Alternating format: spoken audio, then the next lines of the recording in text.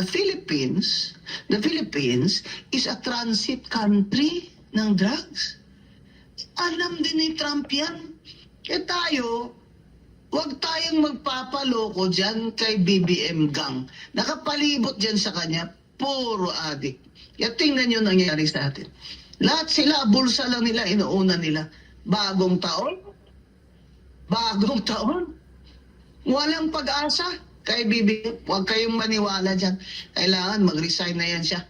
Wala kailangan mag-resign na yan siya.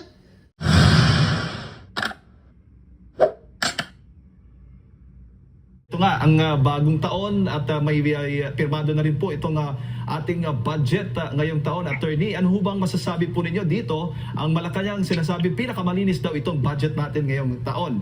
Attorney. Pinakamalinis. Meron bang, if there's such a thing as pinakamalinis na budget, baka ibig nila sabihin wala na daw pork barrel. Kahit sabihin mong malinis ang budget, madudumi naman yung nag-i-implement. Ganun pa rin. Opo. Di ba? Kung magnanakaw pa rin dyan sa DPWH, Opo. Attorney, meron... sa Department of Agriculture, wala rin. Ang ibig nila sabihin siguro, dahil na-minimize nila yung pork barrel, pero hidden, sinasabi ni Senator Amy Marcos, yung pork barrel nila, hindi halatang baboy kasi giniling. Opo. Dito nga po, ang sinasabi, yung tinuturing po yung pork barrel, alin po ba dito sa budget natin ngayon yung nakikita po yung red flags? Tingnan mo yung DPWH, malaki pa rin ang budget na. Wala naman problema niyan dahil infrastructure drives drives also the economy because of the construction. Pero kung titingnan mo, dapat dinisclose nila sa atin, alin dyan?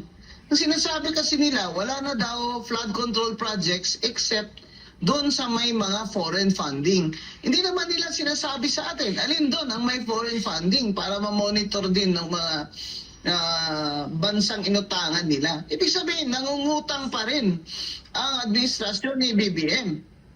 Opo. Para dito, funding sa budget na ito, na nanakawin lang din ng mga corrupt. Yun ang problema kasi basic We are a poor country. Tapos ganyan kalaki yung budget nyo, 6.7 trillion, di deficit pa rin. Kasi ang sabi nga ni Secretary Recto, 1.6 trillion pa ang utang na babayarin dyan bawat taon-taon. Okay. Di deficit yan. Saan nila kukunin yan? Di sa taxes natin. Pinipilit nila tayo lagi sa VAT na yan ng 12%. Ayaw ni Recto ibaba ng 10%. Dahil tayo ang nagbabayad ng utang ng administrasyon ni BBM na puro magnanakaw. Hindi nila, mga kababayan, nililin lang tayo nito ni BBM Nililin lang niya tayo. Akala niya talaga napakatanga na ng mga Pilipino. Ngayon lang siya nakaramdam na lame duck president na siya sa midterm niya kasi itong social media, ito ang malaking tulong sa atin na tayo'y nagpoprotesta sa mga pagnanakaw nila. Kaya huwag niyo silang lubayan. Huwag kayong maniwala dyan. Nasabi nila, this is the cleanest budget. Niwala ako sa inyo. Ibig niyo sabihin, wala kayong insertion during the BICAM. Talaga? Tawag na nga ninyo, amendment. Sabi ni Risa Ontiveros, wala daw siya insertion. Meron siya amendment. Sabi ni Frank Drilon, Senate President Frank Drilon, amendment at insertion, parehas lang yun. Sino ba mas matalino? Si Senate President Drilon o si Senator Risa Ontiveros? Ang hirap talaga itong ginagawa tayong bobo, kaya sawang-sawa na ako. Sabihin nila to si Atty. Guanzon, wala nang magandang nasabi tungkol kay BBM. Bakit ako may magandang sasabihin tungkol sa kanya? Wala naman siya nagawang maganda. Addict siya Opo, attorney, at yung itinuturing na mga allocable items, iba pa yon? Iba pa yun. Sinasabi niya, hindi daw yun pork barrel. Ano ibig kong sabihin? Bakit allocable ang tawag dyan? Ngayon lang niya, talagang unprogrammed funds niya sa budget, binaba niya. Pero meron pa rin. Kasi yung unprogrammed na yan, prohibited naman talaga yan. Hindi yan ginagawa nila ni Recto at ni BBM at ng Speaker at ng Senate President out of the goodness of their heart.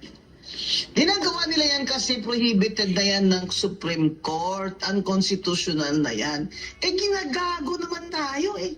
Napakadami nating abogado, natatanga-tangahan tayo.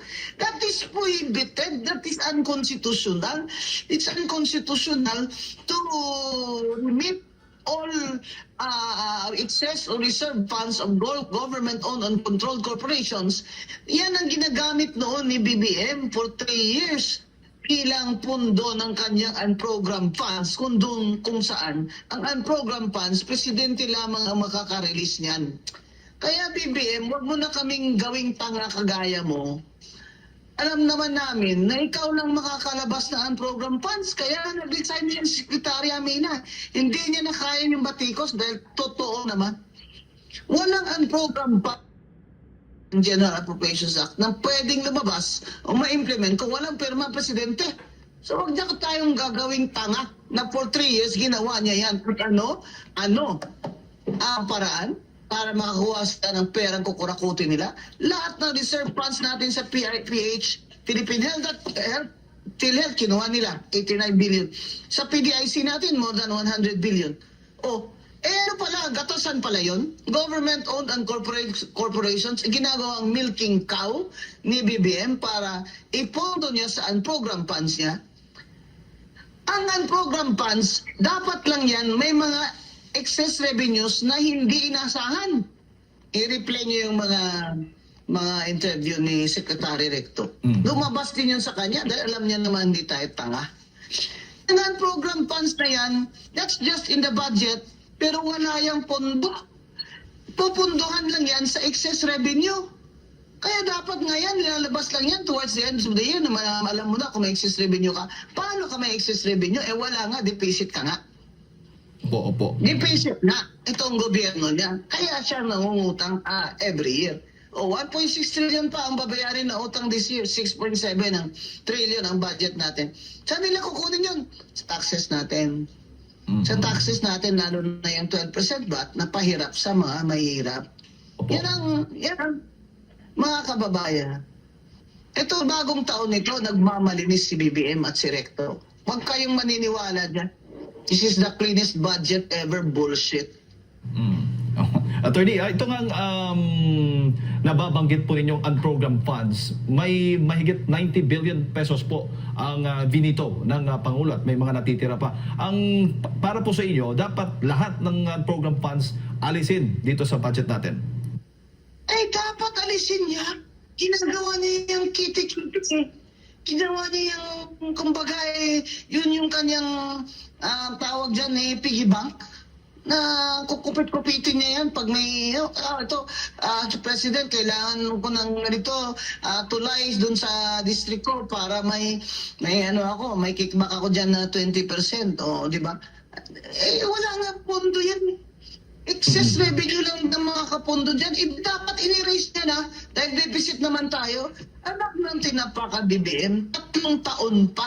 Talagang ibabaon mo na kami sa utang. Kawawa mga kaapu-apuhan namin. Pero ikaw, baka siguro, dahil bangag ka, hindi mo napipil yun. Saka ang dami-dami yung pera na ninakaw. Hindi nyo na maubos yan.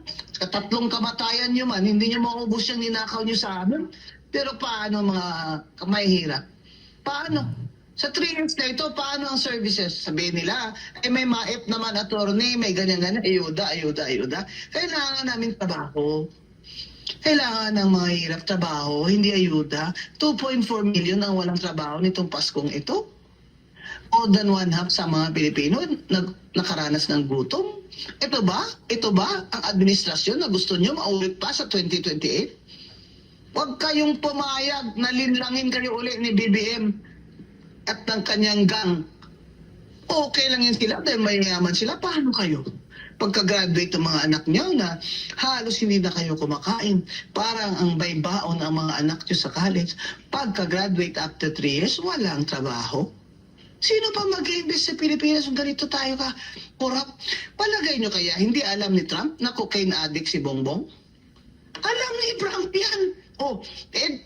Inaresto nga si Maduro dahil nag-drug trafficking Anong sinabi ni Trump? Lahat kayo, mga heads of state, ng mga drug traffickers kayo at drug users, hindi kami papayag dyan.